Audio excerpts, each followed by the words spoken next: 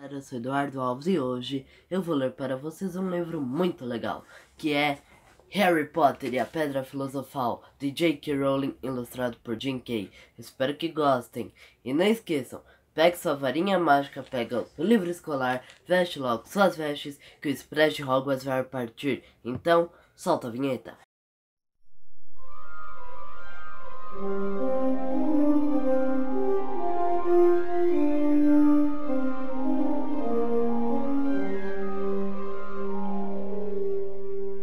Capítulo 1. O menino que sobreviveu. O Sr. e Sra. Dursley, da Rua dos Alfeneiros número 4, se orgulhavam de dizer que eram perfeitamente normais. Muito bem, obrigado. Eram as últimas pessoas no mundo que se esperaria que se metessem em alguma coisa estranha ou misteriosa, porque simplesmente não compactuavam com esse tipo de bobagem. O Sr. Dursley era diretor de uma firma chamada Grunnings, que fazia perfurações. Era um homem alto, corpulento e quase sem pescoço, embora tivesse enormes bigodes. A senhora Dursley era magra e loura e tinha um pescoço quase 2 vezes mais comprido que o normal, o que era muito útil, porque ela passava grande parte do tempo espichando por cima da cerca do jardim para espiar os vizinhos. Os Dursley tinham um filhinho chamado Duda. O Duda, em sua opinião, não havia garoto melhor em nenhum lugar do mundo. Os Dursley tinham tudo que queriam, mas tinham também um segredo, e seu maior receio era que alguém o descobrisse. Achavam que não iriam aguentar se alguém descobrisse a existência dos Potter. A senhora Potter era irmã da senhora Dursley, mas não se viam havia muitos anos. Na realidade, a senhora Dursley fingia que não tinha irmã, porque esta e o marido imprestável eram o que havia de menos parecido possível com os Dursley.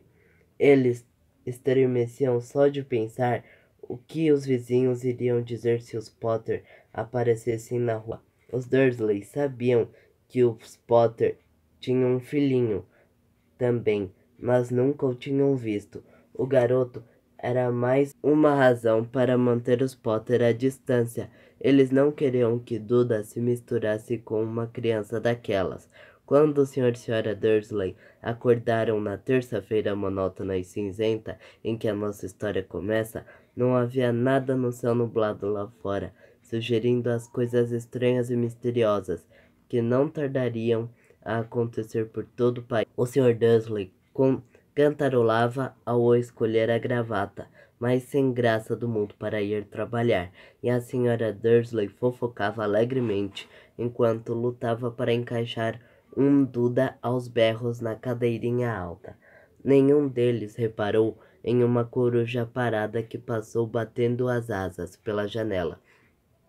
Às 8h30, o Sr. Dursley apanhou a pasta, deu um beijinho no rosto da Sra. Dursley e tentou dar um beijinho de despedida em Duda, mas não conseguiu, porque na hora Duda estava tendo um acesso de raiva e atirava o cereal nas paredes. Pestinha! Disse rindo contrafeito o Sr. Dursley ao sair de casa.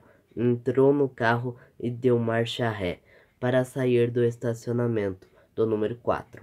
Foi na esquina da rua que ele notou o primeiro indício de que algo estranho ocorria. Um gato leu um mapa. Por um instante, o Sr. Dursley não percebeu o que vira. Em seguida, virou rapidamente a cabeça para dar uma segunda olhada.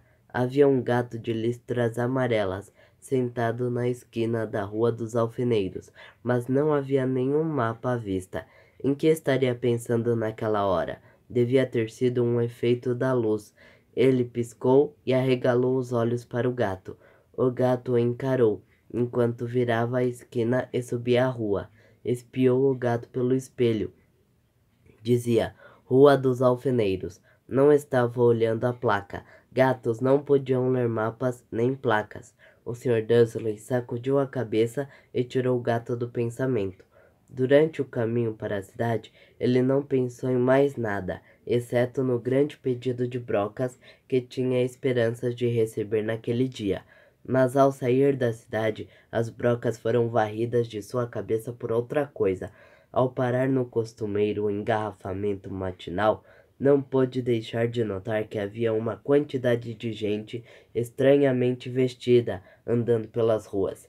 Gente com capas largas. O Sr. Dursley não tolerava gente que andava com roupas ridículas. Os trapos que se viam nos jovens. Imaginou que aquilo fosse uma nova moda idiota. Tamborilou os dedos no volante e seu olhar recaiu em um grupinho de excêntricos parados bem perto dele. Cochichavam excitados. O Sr. Dursley se irritou ao ver que alguns deles nem eram jovens. Ora, aquele homem devia ser mais velho do que ele, e usava uma capa verde esmeralda. Que petulância! Mas então ocorreu ao Sr. Dursley que se tratava provavelmente de alguma promoção boba. Essas pessoas estavam obviamente arrecadando alguma coisa. Devia ser isto. O tráfego avançou e alguns minutos depois o Sr. Dursley chegou ao estacionamento da Grants. O pensamento de volta às brocas. O Sr. Dursley sempre sentava de costas para a janela em seu escritório no nono andar. Se não o fizesse, talvez tivesse achado mais difícil se concentrar em brocas aquela manhã. Ele não viu as corujas que voavam velozes em plena luz do dia, embora as pessoas na rua as vissem. Elas apontavam e se espantavam, enquanto coruja atrás de coruja passava no alto. A maioria jamais vira uma coruja mesmo à noite. O Sr. Dursley, porém, teve uma manhã perfeitamente normal, sem corujas. Gritou com 5 pessoas diferentes, deu vários telefonemas importantes e gritou mais um pouco. Estava de excelente humor até a hora do almoço, quando pensou em esticar as pernas e atravessar a rua para comprar um pãozinho doce na padaria de frente. Esquecera completamente as pessoas de capa, até passar por um grupo delas próximo à padaria. Olhou-as com raiva ao passar. Não sabia o porquê, mas elas o deixavam nervoso. Elas cochichavam agitadas também, mas ele não viu nenhuma latinha de coleta. Foi ao passar por elas na volta, levando uma grande rosca açucarada em um saco, que entreouviu algumas palavras do que diziam. Os Potter, é verdade, foi o que ouvi. É o filho deles, Harry. O Sr. Dursley parou de repente. O medo invadiu-o. Virou a cabeça para olhar as pessoas que cochichavam como se quisesse dizer alguma coisa, mas pensou melhor. Atravessou a rua depressa, correu para o escritório, disse rapidamente à secretária que não o incomodasse.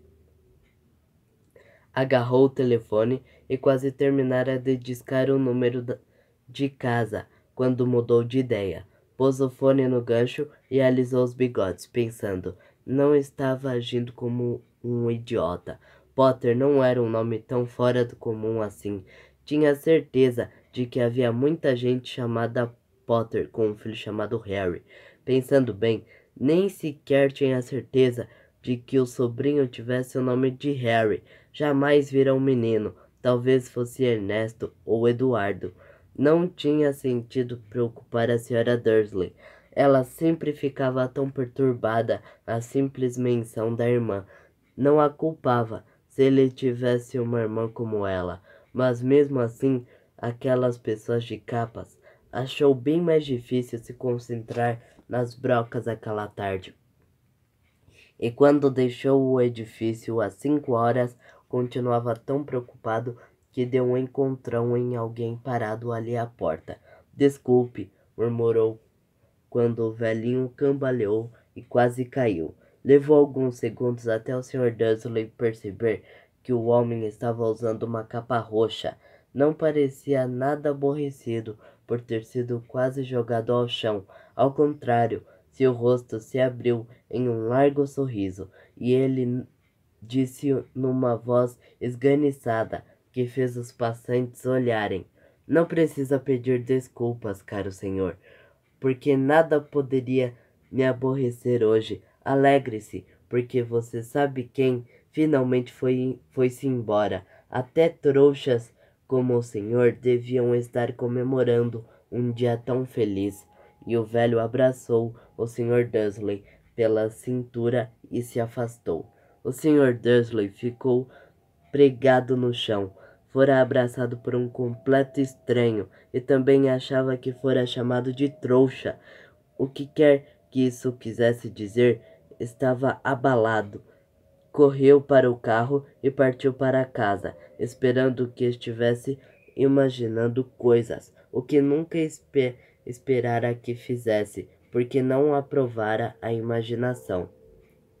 Quando entrou no estacionamento do número 4, a primeira coisa que viu, e isso não melhorou o seu estado de espírito, foi o gato listrado que notara aquela manhã. Agora ele estava sentado no muro do jardim. Tinha certeza de que era o mesmo. As marcas em volta dos olhos eram as mesmas. Chispa! Disse o Sr. Dursley em voz alta. O gato não se mexeu, apenas lançou-lhe um olhar severo. Será que isto era um comportamento normal para um gato? Pensou o Sr. Dursley. Continuava decidido a não comentar nada com a esposa. A senhora Dursley tivera um dia normal e agradável. Contou-lhe durante o jantar os problemas da senhora do lado com a filha, e ainda que Duda aprendera uma palavra nova, o Sr. Dursley tentou agir normalmente. Depois que Duda foi se deitar, ele chegou à sala em tempo de ouvir o último noticiário noturno. E por último, os observadores de pássaros em toda parte registraram que as corujas do país se comportaram de forma muito estranha hoje, embora elas normalmente caçem à noite e raramente apareçam à luz do dia. Centenas desses pássaros foram vistos hoje voando em todas as direções. Desde o alvorecer, os especialistas não sabem explicar por que as corujas de repente mudaram o seu padrão de sono. O locutor se permitiu um sorriso, muito misterioso. E agora, com Jorge Mendes, o nosso boletim meteorológico. Vai haver mais tempestades de corujas hoje à noite, Jorge? Bom, Eduardo, disse o meteorologista.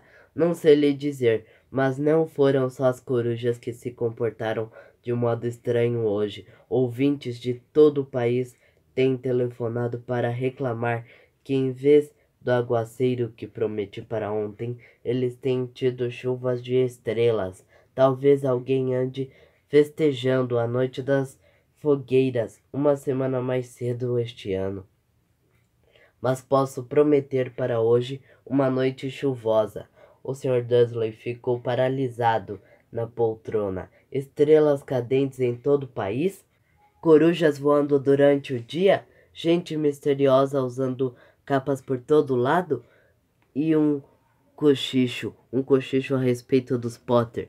A senhora Dursley entrou na sala trazendo 2 xícaras de chá. Não, não adiantava, não adiantava. Teria que lhe dizer alguma coisa. Pigarreou nervoso. Petúnia, querida, você não tem tido notícias de seu irmão ultimamente? Conforme esperava, a senhora Dursley pareceu chocada e aborrecida. Afinal, normalmente, fingiam que ela não tinha irmã.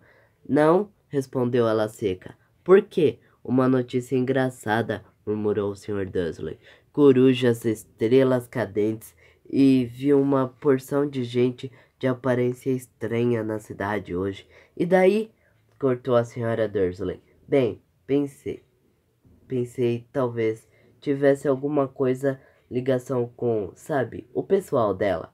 A senhora Dursley bebericou o chá com os lábios contraídos. O Sr. Dursley ficou em dúvida se teria coragem de lhe contar que ouvira o nome Potter. Decidiu que não. Em vez disso, falou com uma voz mais displicente que pôde. O filho deles teria mais ou menos a idade do Duda agora, não? Suponho que sim, respondeu a senhora Dursley, ainda seca. Como é mesmo o nome dele? Ernesto, não é? Harry, um nome feio e vulgar, se quer saber minha opinião. Ah, é, disse o Sr. Dursley, sentindo um aperto horrível no coração.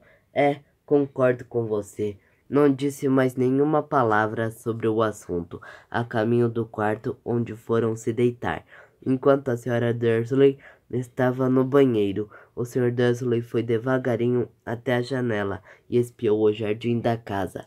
O gato continuava lá, observava o começo da Rua dos Alfeneiros, como se esperasse alguma coisa. Estaria imaginando coisas? Será que tudo isso teria ligação com os Potter? Se tinha, se transpirasse que eram aparentados com um casal de... Bem, ele achava que não aguentaria. Os Dursley se deitaram. A Sra. Dursley adormeceu logo, mas o Sr. Dursley continuou acordado, pensando o que acontecera. Seu último consolo antes de adormecer foi pensar que, mesmo que os Potter estivessem envolvidos, não havia razão para se aproximarem dele e da Sra. Dursley. Os Potter sabiam muito bem o que pensavam deles e de gente de sua laia. Não via como ele e Petúnia poderiam se envolver com nada que estivesse acontecendo. O Sr. Dursley bocejou e se virou. Isso não poderia afetá-los. Como estava enganado. O Sr. Dursley talvez estivesse mergulhando em um sono inquieto, mas o gato no muro lá fora não mostrava sinais de sono. Continuava sentado imóvel, como uma estátua, os olhos fixos na esquina mais distante da Rua dos Alfeneiros, e nem sequer estremeceu quando uma porta de carro bateu na rua seguinte, nem mesmo quando duas corujas mergulharam do alto. Na verdade, era quase meia-noite quando o gato se mexeu. Um homem apareceu na esquina que o gato estivera vigiando. Apareceu tão súbita e silenciosamente que se poderia pensar que estivesse saído do chão. O rabo do gato mexeu ligeiramente e seus olhos se estreitaram. Ninguém jamais vislumbrara nada parecido com este homem na Rua dos Alfeneiros. Era alto, magro e muito velho, a julgar pelo prateado dos seus cabelos e de sua barba, sufi, sufi, suficientemente longos para prender no cinto. Usava vestes longas, uma capa púrpura que arrastava pelo chão e botas com saltos altos e fivelas. Seus olhos azuis eram claros, luminosos e cintilantes por trás dos óculos em meia-lua, e o nariz muito comprido e torto, como se o tivesse quebrado pelo menos 2 vezes. O nome dele era Alvo Dumbledore. Alvo Dumbledore não parecia ter consciência, consciência de que acabara de pisar numa rua onde tudo, desde o seu nome às suas botas, era mal visto. Estava ocupado apalpando a capa, procurando alguma coisa, mas parecia ter consciência de que estava sendo vigiado, porque ergueu a cabeça de repente para o gato, que continuava a fitá-lo da outra ponta da rua. Por algum motivo, a visão do gato pareceu diverti-lo. Deu uma risadinha e murmurou: Eu devia ter imaginado. Encontrou o que procurava no bolso interior da capa. Parecia um isqueiro de prata. Abriu-o, ergueu-o no ar e o acendeu o lampião de rua mais próximo e apagou-se com o estalido seco. Ele o acendeu de novo. O lampião seguinte piscou e apagou 12 vezes. Ele adicionou o apagueiro até que as únicas luzes acesas na rua toda eram 2 pontinhos minúsculos ao longe. Os olhos do gato que o vigiava Se alguém espiasse pela janela agora, até a senhora Dursley, de olhos de contas, não conseguiria ver nada que estava acontecendo na calçada. Dumbledore tornou a guardar o apagueiro na capa e saiu caminhando pela rua em direção ao número 4, onde se sentou no muro ao lado do gato. Não olhou para o bicho, mas passado algum tempo dirigiu-se a ele. Imaginei encontrar a senhora aqui, professora Minerva McGonagall, e virou-se para sorrir para o gato, mas este desaparecera. Em vez dele, viu-se sorrindo para uma mulher de aspecto severo que usava óculos de lentes quadradas, exatamente do formato das marcas que o gato tinha em volta dos olhos. Ela também usava uma capa esmeralda, trazia os cabelos negros presos num coque apertado e parecia decididamente irritada. Como eu soube que era eu? Perguntou. Minha cara professora, nunca vi um gato se sentar tão duro. O senhor estaria duro se tivesse passado o dia todo sentado em um muro de pedra, respondeu a professora Minerva. O dia todo? Quando podia estar comemorando? Devo ter passado por mais de 10 festas e banquetes a caminho daqui. A professora fungou aborrecida. Assim, vi que todos estão comemorando, disse impaciente. Era de esperar que fossem um pouco mais cautelosos. Mas não, até os trouxas notaram que alguma coisa estava acontecendo. Deu no telejornal. Ela indicou com a cabeça a sala às escuras dos Dursley. Eu ouvi bandos de corujas, estrelas cadentes. Ora, eles não são completamente idiotas. Não podiam deixar de notar alguma coisa. Estrelas cadentes em Kent. Aposto que foi coisa do Dédalo Diggory. Ele nunca teve muito juízo. Você não pode culpá-los, ponderou Dumbledore educadamente. Temos tido muito pouco o que comemorar nos últimos 11 anos. Sei disso, retrucou a professora mal-humorada, mas não é razão para prendermos a cabeça. As pessoas estão sendo completamente descuidadas. Saem às ruas em plena luz do dia, sem nem ao menos vestir roupas de trouxa, e espalham boatos. De esguelha lançou um olhar atento a Dumbledore, como se esperasse que ele dissesse alguma coisa, mas ele continuou calado. Por isso ele recomeçou. Ia ser uma graça se no próprio dia em que você sabe quem parece ter finalmente ido embora, os trouxas descobrissem a nossa existência. Suponho que ele realmente tenha ido embora, não é, Dumbledore? Parece que não há dúvida. Temos muito o que agradecer. Aceita um sorvete de limão? Um o quê? Um sorvete de limão. É uma espécie de doce dos trouxas, de que sempre gostei muito. Não, obrigada, disse a professora Minerva com frieza, como se não achasse que o momento pedia sorvetes de limão, mesmo que você sabe quem tenha ido embora. Minha cara professora, com certeza uma pessoa sensata como a senhora pode chamá-lo pelo nome. Toda essa bobagem de você sabe quem há 11 anos venho tentando convencer as pessoas a chamá-lo pelo nome que recebeu, Voldemort. A professora franziu o rosto, mas Dumbledore, que estava separando 2 sorvetes de limão, pareceu não reparar. Tudo fica tão confuso quando todos não param de dizer. Você sabe quem? Nunca vi nenhuma razão para ter medo de dizer o nome de Voldemort. Sei que não vê, disse a professora, parecendo meio exasperada, meio admirada. Mas você é diferente. Todo mundo sabe que é o único de quem você sabe. Ah, está bem. De quem Voldemort tem medo. Isto é um elogio, disse Dumbledore calmamente.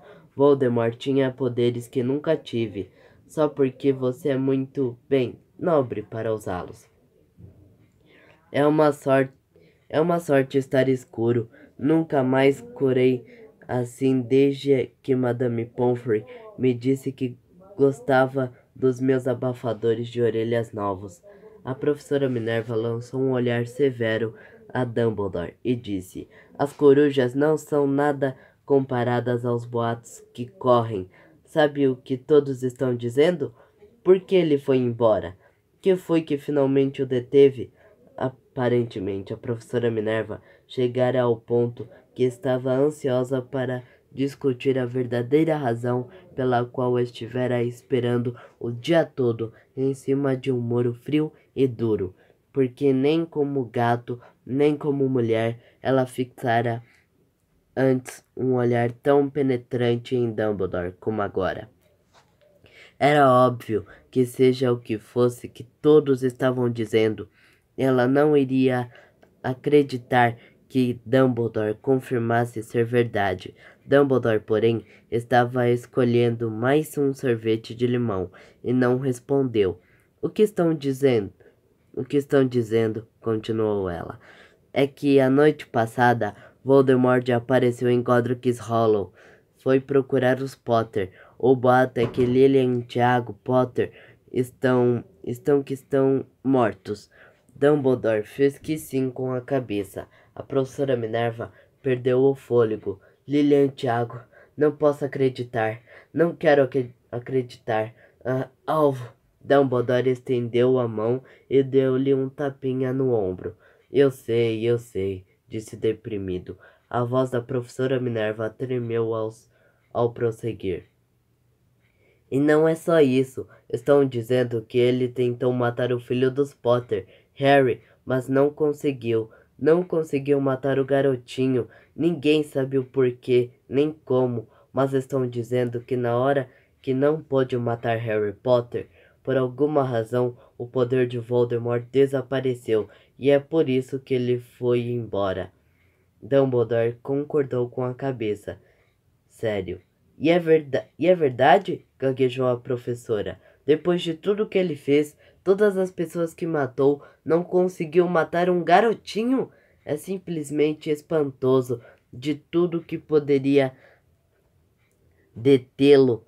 Mas, por Deus, como foi que Harry sobreviveu? Só podemos imaginar, disse Dumbledore. Talvez nunca cheguemos a saber. A professora Minerva pegou um lenço de renda e secou com delicadeza os olhos por baixo das lentes dos óculos. Dumbledore deu uma grande fungada, ao mesmo tempo que tirava o relógio de ouro do bolso e o examinava. Era um relógio muito estranho. Tinha 12 ponteiros, mas nenhum número. Em vez deles, pequenos planetas giravam à volta, mas devia fazer sentido para Dumbledore, porque ele o repôs no bolso e disse, Hagrid está trazendo. A propósito, foi ele que lhe disse que eu estaria aqui, suponho. Foi, e suponho que você não vá me dizer por que está aqui e não em outro lugar. Vim trazer Harry para o tio e a tia. Eles são a única família que lhe resta. Você não quer dizer, você não pode estar se referindo às pessoas que moram aqui? Exclamou a professora Minerva, pulando de pé e apontando para o número 4. Dumbledore, você não pode. Estive observando a família o dia todo. Você não poderia encontrar duas pessoas menos parecidas conosco. E tem um filho, viu dando chutes na mãe até a rua, berrando porque queria balas. Harry Potter vir morar aqui. É o melhor lugar para ele, disse Dumbledore com firmeza. Os tios poderão lhe explicar tudo quando ele for mais velho. Escrevi-lhes uma carta. Uma carta? Repetiu a professora com a voz fraca, sentando-se novamente no muro. Francamente, Dumbledore, você acha que pode explicar tudo isso em uma carta? Essas pessoas jamais vão entendê-lo. Ele vai ser famoso, uma lenda. Eu não me surpreenderia se o dia de hoje ficasse conhecido no futuro como o dia de Harry Potter. Vão escrever livros sobre Harry. Todas as crianças no nosso mundo vão conhecer o nome dele. Exatamente, disse Dumbledore, olhando muito sério por cima dos óculos de meia-lua. Isto seria o bastante para virar a cabeça de qualquer menino famoso, antes mesmo de saber andar e falar. Famoso por alguma coisa que ele nem vai se lembrar. Você não vê que ele estará muito melhor se crescer longe de tudo isso até que tenha a capacidade de compreender? A professora abriu a boca, mudou de ideia, engoliu em seco e então disse: você está certo. É claro, mas como é que o garoto vai chegar aqui, Dumbledore? Ela olhou para a capa dele, de repente, como se lhe ocorresse que talvez escondesse Harry ali. Hagrid vai trazê-lo. Você acha que é sensato confiar a Hagrid uma tarefa importante como esta? Eu confiaria a Hagrid minha vida, respondeu Dumbledore. Não estou dizendo que ele não tem o coração no lugar, concedeu a professora de má vontade. Mas você não pode fingir que ele é cuidadoso, que tem uma tendência. Que foi isso? Um ronco discreto quebrara o silêncio da rua. Foi aumentando cada vez mais enquanto eles olhavam para cima e para baixo da rua, à procura de um sinal de farol de carro. O ronco se transformou num trovão quando os dois olharam para o céu, e uma enorme motocicleta caiu do ar e parou na rua diante deles. Se a motocicleta era enorme, não era nada comparada ao homem que a montava de lado. Ele era quase 2 vezes mais alto do que um homem normal e pelo menos 5 vezes mais largo. Parecia simplesmente grande demais para existir e tão selvagem. Ema- Emaranhados de barba e cabelos negros, longos e grossos, escondiam a maior parte do seu rosto. As mãos tinham o tamanho de uma lata de lixo, e os pés, calçados com botas de couro, pareciam filhotes de golfinhos em seus braços imensos e musculosos que seguravam um embrulho de cobertores. Hagrid! Exclamou Dumbledore, parecendo aliviado. Finalmente! E onde foi que arranjou a moto? Pedi, pedi emprestada, Professor Dumbledore, respondeu o gigante, desmontando cuidadosamente da moto ao falar. O jovem Sirius me emprestou. Trouxe ele, professor. Não teve nenhum problema? Não, senhor. A casa ficou quase destruída, mas consegui tirá-lo inteiro antes que os trouxas invadissem o lugar. Ele dormiu quando estávamos sobrevoando Bristol. Dumbledore e a professora Minerva curvaram-se para o embrulho de cobertores. Dentro, apenas visível, havia um menino que dormia a sono solto sobre uma mecha de cabelos muito negros caída sobre a testa. Eles viram um corte curioso. Tinha a forma de um raio. Foi, foi aqui? Sussurrou a professora. Foi, confirmou Dumbledore. Ficara com a cicatriz para sempre. Será que você não poderia dar um jeito, Dumbledore? Mesmo que pudesse, eu não o faria. As cicatrizes podem vir a ser úteis. Tenho uma acima do joelho esquerdo, que é um mapa perfeito do metrô de Londres. Bem, me dê ele aqui, Hagrid. É melhor acabarmos logo com isso. Dumbledore recebeu Harry nos braços e virou-se para a casa dos Dursley. Será que eu podia me despedir dele, professor? Perguntou Hagrid. Ele curvou a enorme cabeça descabelada para Harry. Ele deu o que deve ter sido um beijo muito áspero e peludo. Depois, sem aviso, Hagrid soltou um uivo, como o de um cachorro ferido. Psiu! Sibilou a professora. Você vai acordar os trouxas! Desculpe, soluçou Hagrid, puxando um enorme lenço sujo e escondendo a cara nele. Mas não consigo suportar Lilian e Tiago mortos e o coitadinho do Harry ter de viver com os trouxas. É muito triste, mas controle-se, Hagrid, ou vão nos descobrir, sussurrou a professora, dando uma palmadinha desajeitada no braço de Hagrid, enquanto Dumbledore saltava a mureta de pedra e se dirigia à porta da frente. Depositou Harry devagarinho no batente, tirou uma carta da capa, meteu-a entre os cobertores do menino e em seguida voltou para a companhia dos dois. Durante um minuto inteiro, os três ficaram parados olhando para o embrulhinho. Os ombros de Hagrid sacudiram. Os olhos da professora Minerva piscaram loucamente, e a luz cintilante que sempre brilhava nos olhos de Dumbledore parecia ter se extinguido. Bem, disse Dumbledore finalmente, acabou-se. Não temos mais nada a fazer aqui. Já podemos nos reunir aos outros para comemorar. Disse Hagrid com a voz muito abafada. Vou devolver a moto de Sirius. Boa noite, professora Minerva. Professor Dumbledore, enxugando os olhos na manga da jaqueta. Hagrid montou na moto e acionou o motor com um pontapé, com um ruído. Ela levantou um voo e desapareceu na noite. Nós veremos em breve. Espero, professora Minerva, falou Dumbledore com um aceno da cabeça. A professora Minerva assoou o nariz em resposta. Dumbledore se virou e desceu a rua na esquina. Parou e puxou o apagueiro.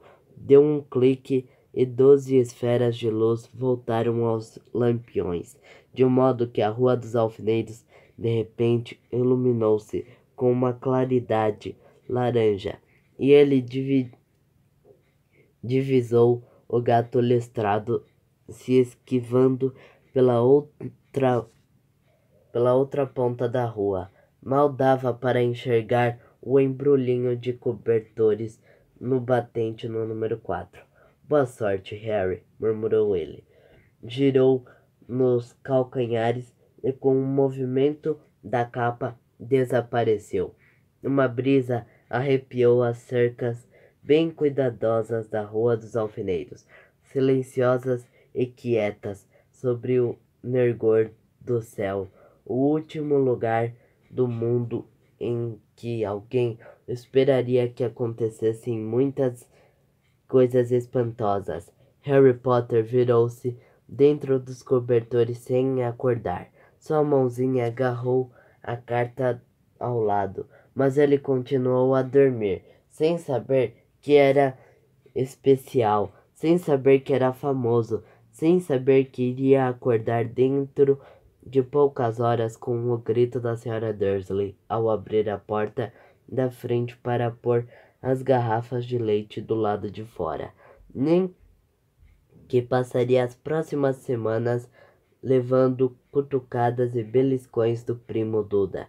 Ele não podia saber que neste momento, instante, havia pessoas se reunindo em segredo em todo o país, que erguiam os copos e diziam com vozes abafadas: a Harry Potter, o menino que sobreviveu.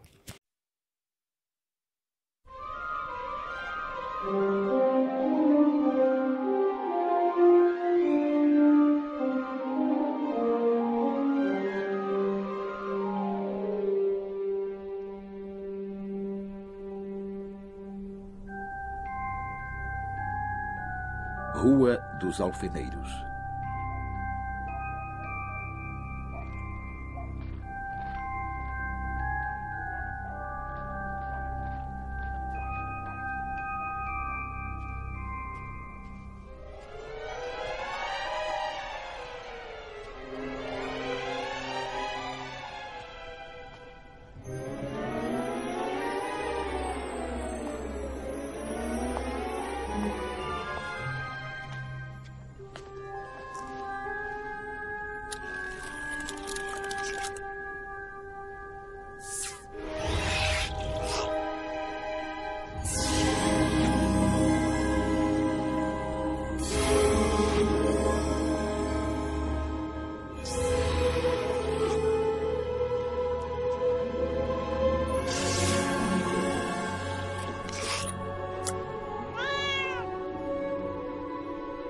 Eu devia saber que estaria aqui.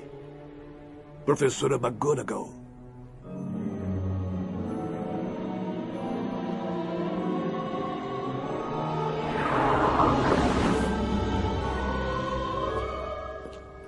Boa noite, professor Dumbledore. Os boatos são verdadeiros? Alvo? Eu receio que sim, professora. Os bons e os maus. E o menino? Hagrid está trazendo. Acha prudente confiar ao Hagrid uma tarefa tão importante como essa? Ah, professora, eu confiaria minha vida a Hagrid.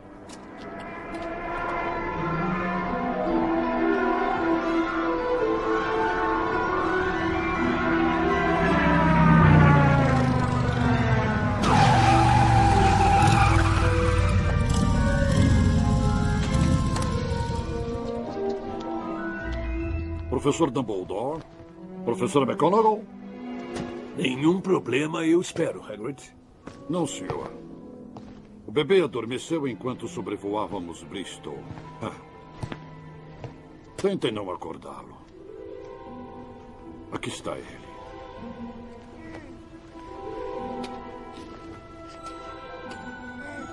Alvo, acha mesmo que é seguro deixá-lo com essa gente? Eu os observei o dia todo. São o pior tipo de trouxas que eu já vi. Eles são mesmo. É a única família que ele tem. Esse menino vai ser famoso. Não vai haver uma criança em nosso mundo que não conheça seu nome. Exato. Vai ser bem melhor para ele crescer longe de tudo isso. Até que esteja pronto.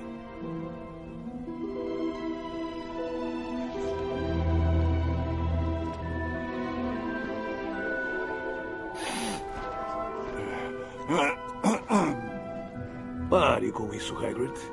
Não é realmente um adeus, sabe disso.